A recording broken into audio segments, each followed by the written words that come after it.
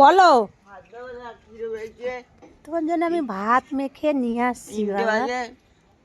দেরি হয়ে গেছে বাবা একটু। এই দেখো কি কি আজকে করেছি জানো তুমি? না, এটা হচ্ছে উচ্ছে ভাজা। উচ্ছে দিচ্ছ কেন? আমি উচ্ছে খাই। উচ্ছে দিচ্ছ একটুখানি খাও বাবা, ভালো তিতো খেতে হয়। আর এটা হচ্ছে পেঁয়াজ কলি খেতে চেয়েছিলে, পেঁয়াজ কলি ভাজা। আর এই যে ডিম রান্না করব আজকে, তো ছোট ছেলে বলেছিল ডিম ভেজে ঝোল করতে, তাই ডিম ভেজে ঝোল করেছি। তো শোনা, খাওয়া তো? হুম, খাও, লক্ষ্মী ছেলের মতো খেয়ে নাও। দেখো আমরা এটো কাটা মানতে পারি না, কি করে কি হবে, কিছু করার নেই। খাও, খেয়ে নাও বাবা। ওটা পেঁয়াজ কলি, হ্যাঁ।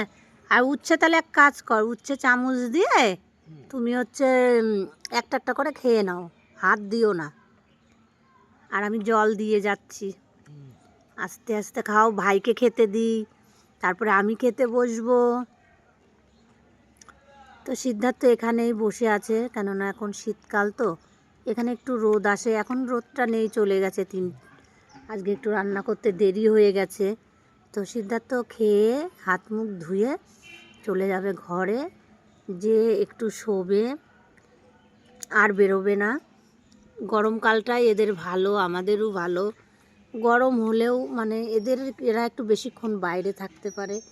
আর শীতকাল মানে এই যে তাড়াতাড়ি ঘরে ঢুকে যেতে হবে। দেখো ঘরে তো আমরা সবসময় থাকতে পারবো না, আমাদের বাইরে কাজ থাকে, এদিক ওদিকে যাচ্ছি, অনেক কাজ, কিন্তু এদের একা একাই থাকতে হয়।